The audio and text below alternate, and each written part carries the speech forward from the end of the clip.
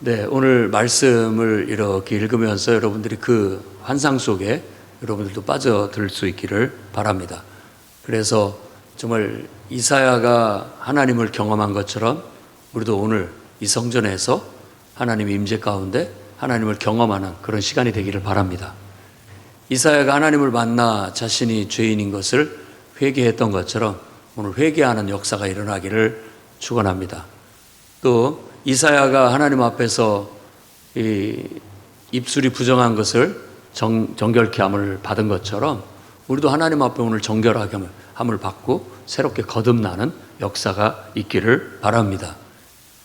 또 이사야가 그런 놀라운 체험 끝에 결국 하나님의 부름과 사명을 깨닫고 그가 정말 어려운 사역을 감당하는 그런 사명자가 된 것처럼 여러분들도 정말 하나님을 만나고 하나님을 경험함으로 주님께 쓰임받는 귀한 일꾼들이 다 되시기를 축복합니다. 아멘.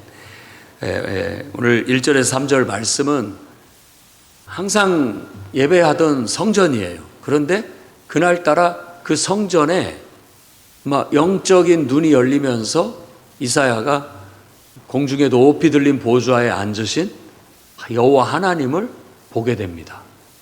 이건 굉장한 영적인 체험이었죠.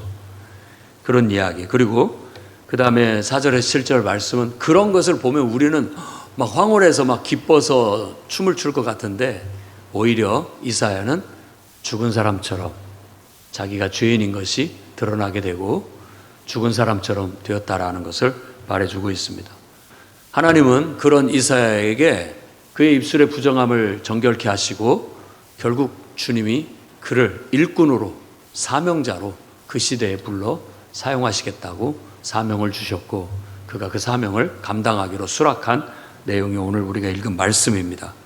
그래서 저는 이 모습이 꼭 하늘 궁정에 올라간 이사야 같은 모습이 들어서 요한이 반모섬에서 하늘 궁정에 올라가서 정말 과거, 현재, 미래의 하나님의 그 계획, 하나님의 역사를 다 본 것처럼 하늘 궁정에서 하나님을 만나 놀라운 경험을 하고 그 인생이 완전히 변화되어 정말 하나님께 붙들려 쓰임받는 인생이 된 것을 통해서 하늘 궁정에서라는 제목을 가지고 다음과 같은 네 가지의 교훈을 하나님 말씀을 여러분에게 전하고자 합니다. 첫째는 여러분 하나님과 인격적인 만남을 체험하시기 바랍니다.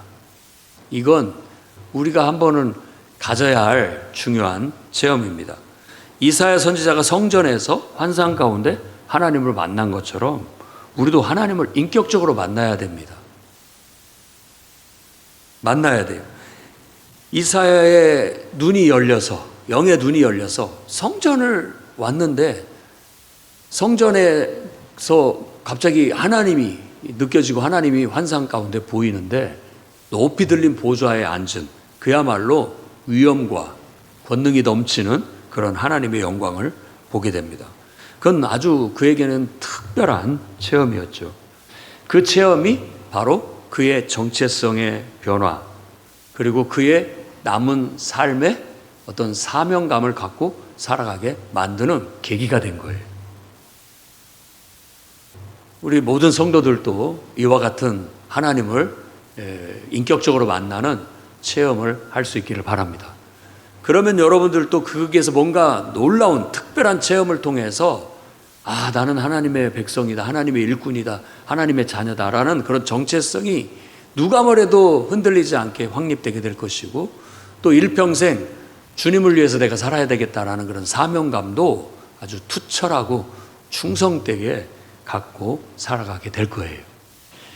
그리고 이제 방학 기간을 이용해서 수련회를 하는데 이 수련회 기간이 바로 그런 하나님을 특별하게 만나는 체험. 많은 기독교인들이 바로 그런 수련회를 통해서 하나님을 인격적으로 만나고 성령 체험을 하고 특별한 은혜를 받고 그의 일평생 그리스도인으로 살기로 결단하고 또 주님을 위한 일꾼으로도 많이 헌신되어져 나아갔음을 알 수 있습니다.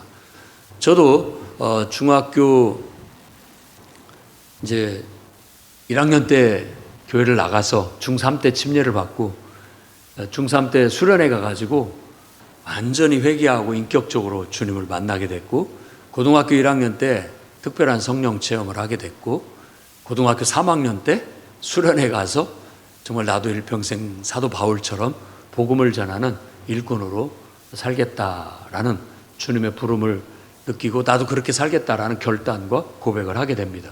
그 뒤로 지금까지 우여곡절은 있었지만 한 번도 뒤돌아보지 않고 뒤로 가지 않고 지금까지 달려왔습니다. 그러니까 참 내 삶에 완전한 변화를 가져다 줬던 그런 신앙의 경험들, 하나님을 체험하고 성령 체험을 하고 은혜 경험을 한 것이 그런 변화를 가져오게 됐던 거예요. 여러분들에게도 그런 변화의 기회가 있었으리라 믿습니다. 아멘. 없다면 있기를 바랍니다. 똑같이 교회를 다니고 비슷한 예배를 참여하지만 하나님께서 어느 날 하늘의 문을 열어주시고 은혜를 주셔서 영안을 띄워주시고 하나님이 보이는 듯하고 하나님 임재가 강력하게 느껴지고 성령이 내 안에 뜨겁게 역사해서 방언을 말하기도 하고 또 환상을 보기도 하고 좀 하나님의 음성을 듣기도 하고 또 병고침의 기적을 경험하기도 하고 여러 가지 기적과 능력을 경험하기도 하는 놀라운 경험들을 하게 되는 거예요. 그런 역사가 있기를 바랍니다. 그리고 여러분들의 자녀들에게도 그런 경험이 있어서 내가 그렇게 인격적으로 하나님을 만났다면 우리 아이들도 그렇게 인격적으로 만나 그들의 삶이 변화되기를 우리는 기도해야 되겠습니다. 그래서 저는 이 이사야 6장 말씀을 아주 사랑합니다. 모든 말씀이 좋지만 이사야가 이렇게 정말 하나님을 만나 하나님을 경험하고 삶이 변화된 것이 정말 우리가 본받아야 할 삶인 것 같고 우리의 인생 같은 그런 생각이 많이 들기 때문에 그렇습니다. 자, 예를 들어 그림책을 통해서 호랑이나 사자 등을 본 아이들과 직접 산에서 호랑이나 사자를 만난 아이들과는 천지 차이라는 거 아시죠? 그림책으로만 보다가 실제 야산에서라든지 어디에서 그런 무서운 짐승을 만났다고 생각해 보십시오. 그 느낌이 얼마나 다른지 그 정도의 차이라고 생각할 수 있겠다는 거예요. 우리가 하나님을 섬긴다고 하면서 그림책에서 본 종이 호랑이 같이 하나님을 여겨요. 그런데 어느 날 그 하나님을 실제로 경험하고 만나게 되면 우리도 야산에서 호랑이 만난 사람처럼 두렵고 떨리고 그 앞에서 그냥 죽은 사람처럼 되는 거예요. 지금 이사야가 그런 경험을 하고 있는 거예요. 우리도 정말 하나님을 만난다? 하나님을 내가 섬기고 있다.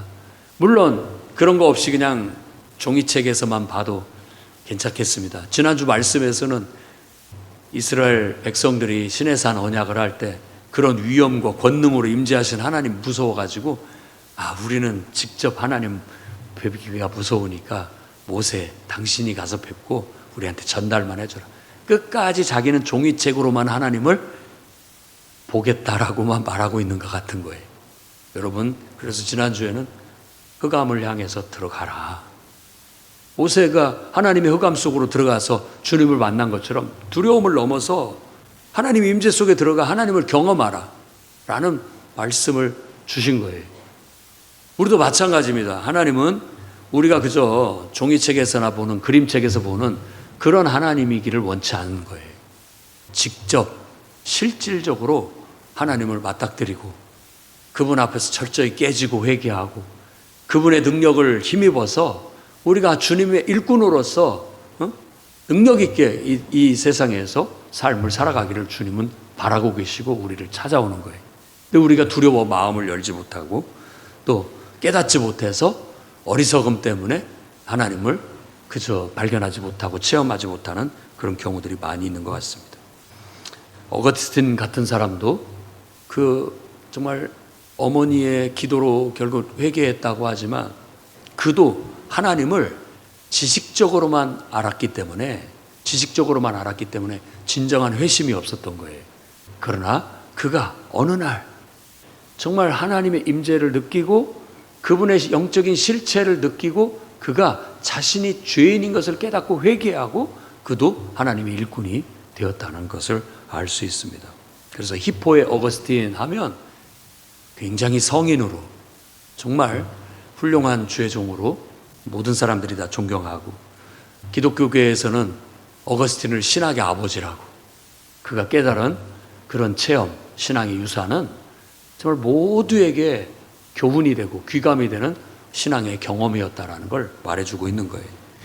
또 20세기에 이제 C.S. 루이스라고 하는 그런 한때 기독교인으로 태어났지만 대학 때까지 무신론자라고 주장했던 C.S. 루이스는 결국은 그가 인격적으로 어렸을 때부터 배워왔고 들어왔던 그 하나님을 인격적으로 만나면서 진짜 종이 호랑이였던 하나님이 실제 살아서 내 앞에 위엄과 권능으로 다가오는 하나님으로 경험하면서 그 인생이, 그가 소설가이지만 또 교수지만 그는 하나님을 온 세상에 알리는 변증가로서의 사명을 감당하고 평생 살다가 얼마 전에 돌아가셨습니다.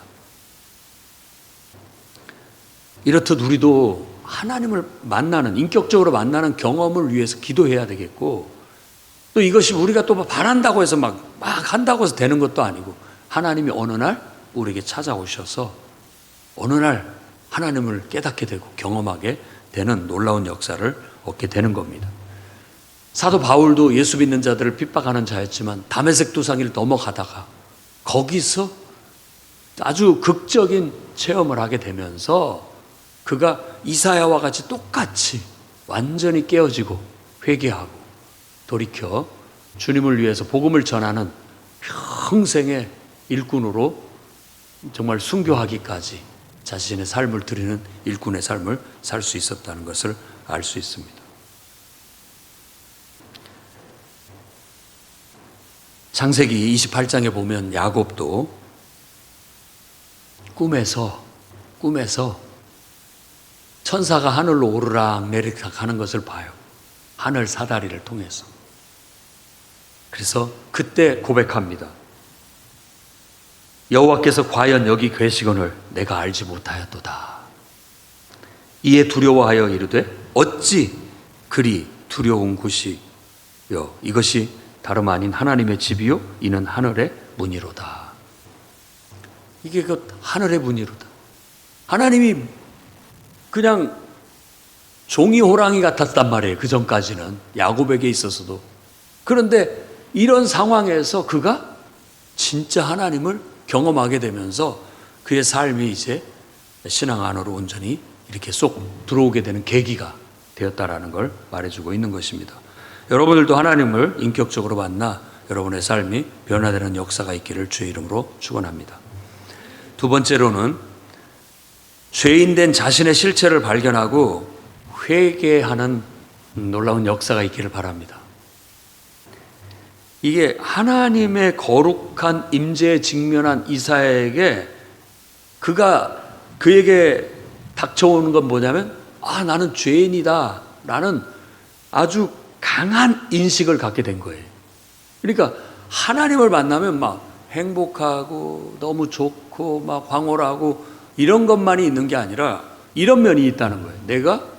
내 실체가 확 드러나면서 부끄러워 감히 하나님 앞에 낯을 들 수가 없는 나는 죄인이라는 처절하고 강력한 자의식이 생긴다는 거예요. 그러니까 회개하라고 하지 않아도 회개할 수밖에 없게 되는 것이죠. 몸서리치며 처절하리를 만큼 정말 자기 자신의 죄악된 모습이 확연히 드러나게 됨으로써 감히 하나님 앞에 나를 정말 내세울 수 없을 만큼 부끄러움을 느끼고 철저하게 회개하는 그런 역사가 일어나게 되는 거예요. 그래서 저도 지금까지 이렇게 학생 때부터 신앙생활을 하면서 보면 많은 사람들이, 내가 봤던 많은 사람들이 정말 하나님의 은혜를 깨닫고 눈물을 흘리면서 회개하는 것을 많이 봤습니다. 제가 대학교 2학년 때 한 자매를, 나보다 1살 차이밖에 안 나요, 복음을 전하고 가르쳤더니 눈물을 툭툭 흘리면서 자기가 죄인이라고 회개하며 이제 나도 침례를 받겠다고 그렇게 나왔던 자매가 있었습니다. 그런 것들을 보면 정말 말씀이, 복음이 능력이 있구나. 하나님께서 아무리 내가 예수 믿어라, 교회에 와라, 세례 받아라 말해도 안 되는데, 이렇게 하나님 말씀이 그 사람 속에 들어가고 하나님이 역사하시니까 자기가 죄인이라는 걸 스스로가 깨닫고 그냥 하나님 앞에 회개하는 역사가 일어나더라는 거예요. 예배를 드리고 집회를 할 때 보면 많은 분들이 눈물을 흘리면서 회개하는 역사가 일어납니다. 우리나라 평양 대부흥에도 1907년에 평양에서 일어난 부흥의 시초도 바로 회개 운동이었던 거예요. 하나님이 우리의 죄악된 실체를 보여주니까 절망적이게, 처절하게 눈물을 흘리면서 가슴을 치면서 옷을 찢듯 자기 마음을 뜯으면서 철저히 회개하고 변화되는 역사가 일어나게 된 거예요. 우리 교회 안에 이런 회개의 역사가 일어나지 않는다면 우린 종이 하나님을 섬기고 있을 뿐, 아무런 능력도 없고 말씀의 능력도 없고 복음의 능력도 없고 하나님의 능력도 안 나타나고 말 거예요. 그러나 저는 하나님을 믿습니다. 하나님은 살아계시고 하나님은 종이 호랑이가 아닙니다. 하나님은 살아계시고 위엄이 있고 벌하실 자를 벌하시고 또 깨우칠 자를 깨우치시고 또 복 주실 자를 복을 주시고 기적과 능력을 나타내실 자에게 능력을 나타내시는 살아계신 하나님입니다. 그런 하나님을 여러분들이 경험하기를 바라고, 그 속에서 정말 두렵고 떨리는 마음으로 처절하게 회개하고 변화되는 역사가 있기를 우리가 기도하고 축원합니다. 이게 살아있는 교회고 살아있는 신앙이죠. 게으르고 나태하고 안일하고 대충하고 소극적으로 하고 우선순위에 모든 게 밀리면서도 자기가 죄인인지를 모르고 무엇이 잘못됐는지도 모르고 그냥 그런 것에 꼭 마치 잠에 취해 있는 것처럼, 세상에 취해 있는 것처럼 살다가는 큰일 납니다. 하나님은 그걸 가만두지 않을 거예요. 사랑하기 때문에. 이스라엘을 하나님이 지금 이사야 선지자를 통해서 예언하는 게 바로 그거예요. 그들이 눈 멀고 귀 멀었는데 냅둬라 이 말이거든요. 왜? 그들을 내가 심판을 내려서 깨우칠 것이다. 심판을 내릴 때까지 냅둬라라는 그런 표현을 썼지만 이건 예언자들의 어떤 약간 해학적인 의미예요. 그들이 깨닫지를 못하고 회개하지를 않으니까 내버려 둬라. 때가 되면 내가 그들을 심판하겠다. 완전히 그들 다 나무로 친다면 잘라버리겠다라고 그렇게 얘기하는 거예요. 밤나무, 상수리나무 자르듯이 자르겠다. 그러나 그루터기가 살아남아서 다시 새싹이 돋는 것처럼 그 알곡, 정말 거룩한 씨 알곡은 남아서 다시 시작되게 될 것이다 라는 거예요. 그러니까 우리는 정말 하나님의 임재 앞에 나아가 두렵고 떨리는 마음으로 정말 살아계신 하나님의 위엄 앞에 서서 우리가 얼마나 지금 잘못돼 가고 있고 문제투성이고 죄인인지를 깨닫고 눈물로 회개하고 정말 자신의 실체를 발견하는 그런 은혜가 있기를 바랍니다. 누가복음 5장 8절 말씀 보면 시몬 베드로가 이를 보고 예수의 무릎 앞에 엎드려 이르되 주여 나를 떠나소서 나는 죄인이로소이다. 깊은 곳에 가서 그물 던져라. 아유 주님 무슨 말씀입니까? 밤새 수고했지만 한 마리도 못 잡았습니다. 그래도 주님이 말씀하시니까 가서 해보긴 하겠습니다 하고 갔다가 그물이 찢어질 만큼 고기가 잡힌 걸 보고 자기가 얼마나 부끄러운지 내가 얼마나 교만하고 내가 얼마나 하나님을 믿지 못하고 내가 얼마나 이 죄인인지를 깨닫고 주님 앞에 와서 무릎을 꿇고 회개하는 거예요. 주님 나는 죄인입니다.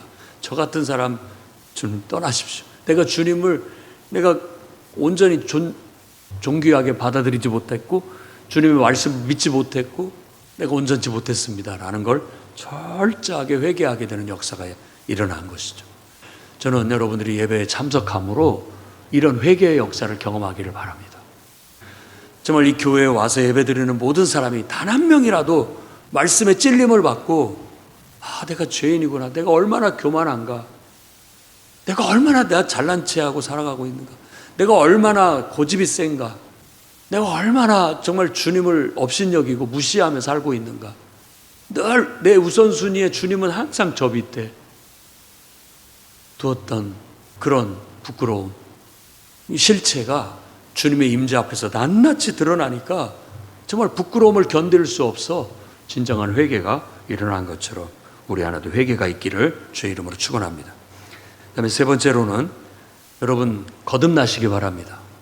죽고 다시 태어나십시오. 이게 물과 성령으로 거듭나라는 요한복음 3장 5절에서 8절 말씀은 우리가 죽었고 다시 태어나야 된다라는 걸 강조하고 있는 거예요.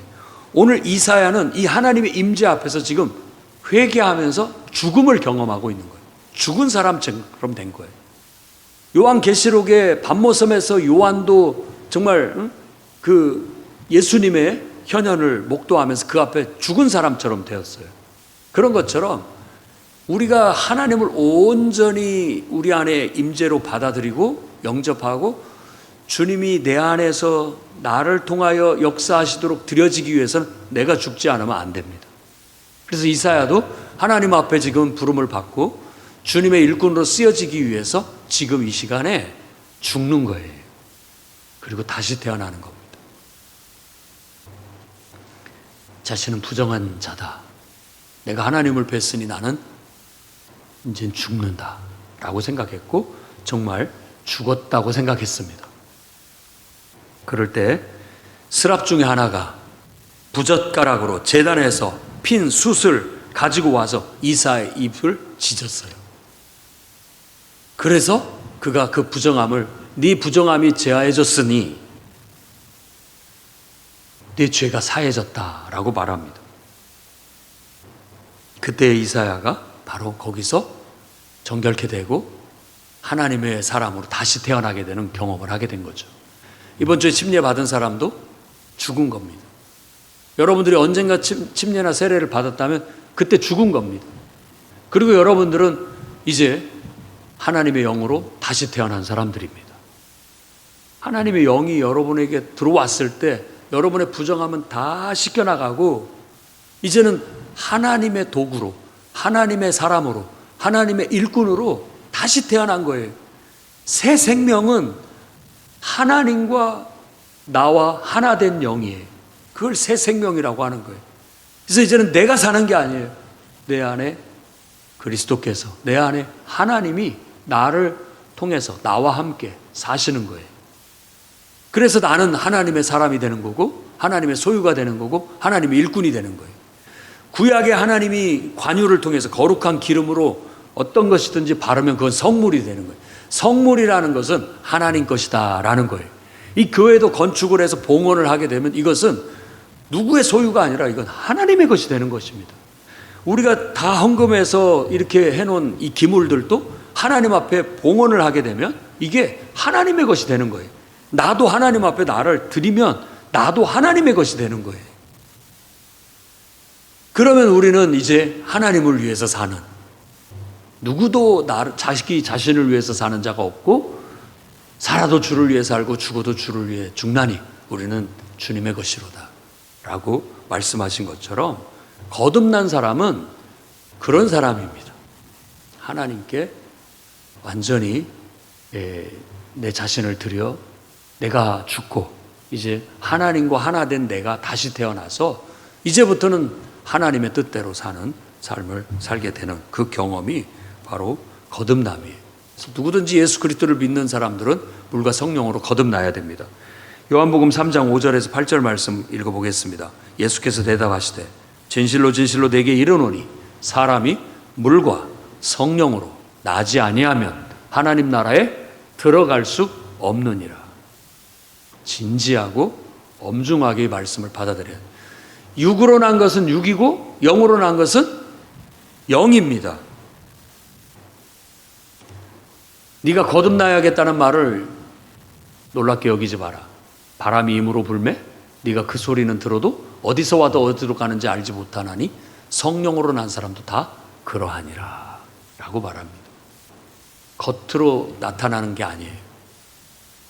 겉으로 알 수 있는 게 아니에요. 우리 안에 하나님의 영이 들어와서 내가 하나님의 영과 하나가 됐을 때 그게 바로 성령의 충만함인 것이고, 그랬을 때 우리는 성령으로 난 하나님의 자녀가 되는 그런 하나님의 일꾼이 되고 하나님의 사람이 되는 그런 특권을 얻게 되는 겁니다. 이사야는 지금 그런 경험을 하고 있어요. 그래서 이 교회 와서 예배드리고 이 교회 와오는 모든 사람들이 저는 이렇게 물과 성령으로 거듭나는 체험을 하기를 축복합니다. 그냥 밋밋하게 종이 그림책 보고 신앙생활 하지 말고 정말로 실제적으로 살아계신 하나님을 경험하고 체험하자는 거예요. 그래서 살아있는 예배를 드립시다. 살아있는 예배, 살아있는 기도를 드립시다.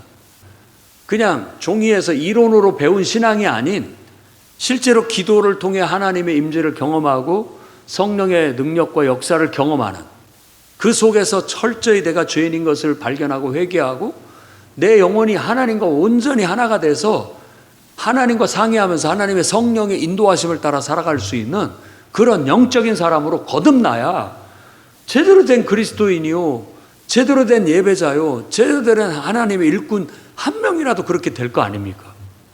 숫자가 많으면 뭔 소용이 있겠습니까? 다 종이 호랑이라면.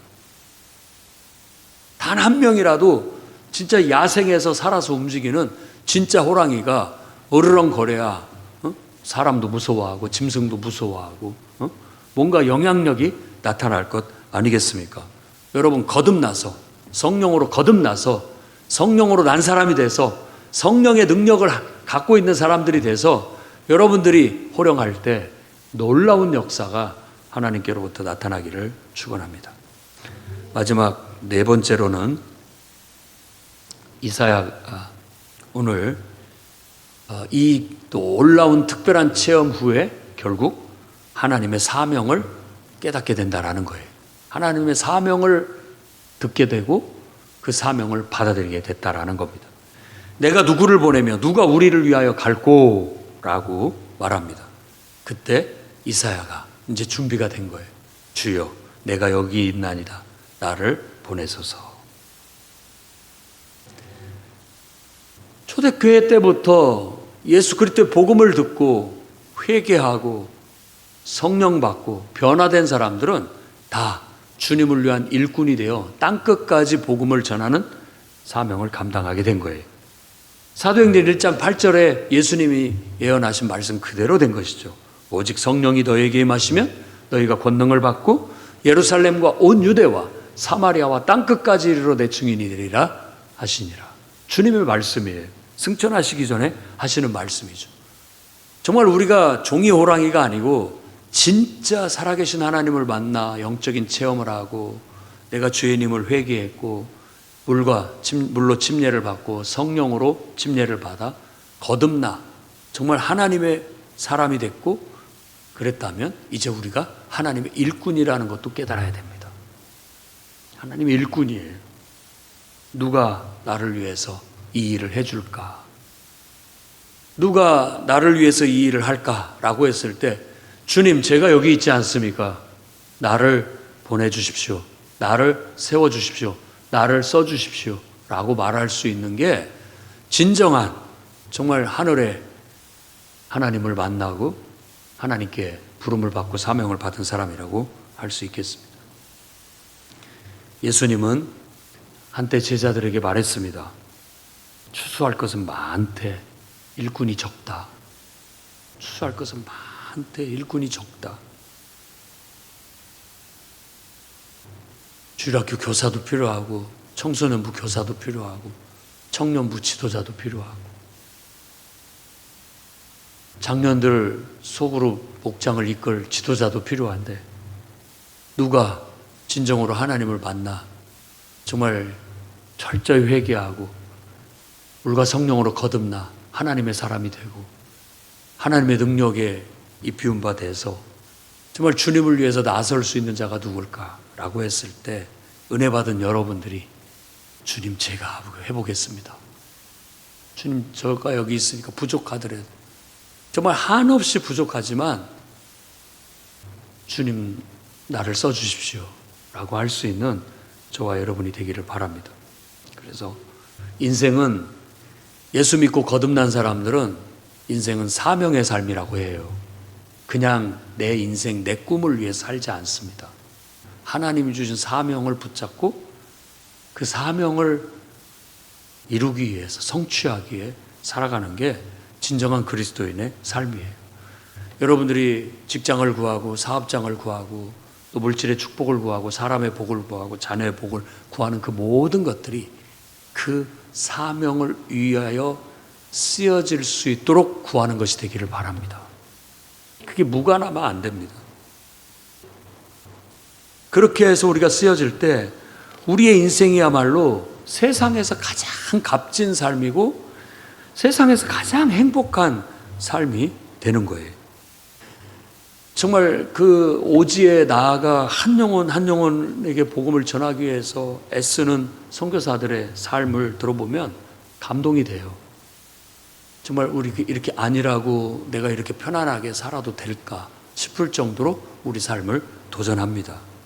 근데 요즘은 우리 국내에도 요즘 젊은이들이나 청소년들이나 어린아이들을 보면 선교지 아이들 못지 않아요. 강팍하고 오히려 더 힘든지도 모르겠어요. 저런 정말 선교지에 가보면 아이들은 굉장히 순수하고 정말 단순하고 잘 믿을 건 또 믿는 사람들은 잘 믿고 잘 따르고 뭔가 막 은혜도 금방 받는 것 같고 그러는데 어쩌면 이렇게 마음이 다쳐서 마음이 삐뚤어지고 삐딱하고 관심이 없고 무관심하고 뭐에 관심을 두고 사는지 모르겠습니다. 그러다가 정말 하나님의 큰 책망이라도 주어진다면 그때나 정신을 차리려나. 아니 그렇게 되지 않기를 바랍니다. 우리가 사명자들이 일어나서 정말 눈멀고 귀먼 우리의 영혼들을 깨워내야 돼요. 하나님은 이미 세상이 그럴 거라는 걸 말해주고 있어요. 교회 안에도 아직도 영적으로 무디고 무감각하고 우선순위가 항상 밀리고 그저 마지못해 믿는 것처럼 소극적으로 이렇게 그냥 종이 호랑이 재미없는 그림책 보듯이 하나님을 섬기는 사람들이 있습니다. 오늘 우리가 그걸 타파하고 나아갈 수 있는 교회와 성도가 되기를 바랍니다. 어떤 어려움 속에서도 핑계하지 않고 자신이 속한 교회에서 있는 곳에서 하나님의 일꾼으로 살아가는 걸 기뻐하고 주님을 위해서 희생하고 고생하는 것을 어쩌면 당연하게 여기면서 감사하게 여기면서 그 사명을 감당할 줄 아는 저와 여러분이 되기를 주의 이름으로 축원합니다. 기도하겠습니다. 거룩하신 주님, 이사야 말씀을 통해 우리 자신들을 돌아보고 회개하고 주님의 일꾼으로 다시 사명자로 바로 서기를 원합니다. 주여, 풍요로운 교회가 영적으로 무뎌지거나 뒤처지지 않게 하시고 종이 호랑이처럼 무서워하지도 놀랍지도 않은 것이 아니라 우리 예배가 살아있고 능력이 있고 우리 기도가 살아있고 능력이 있어 놀라운 체험을 하며 하나님을 만나 변화되고 회개하고 새 사람이 되고 기적이 나타나고 능력이 나타나는 역동적인 신앙운동이 일어나게 해 주시옵소서. 예수님 이름으로 기도드립니다.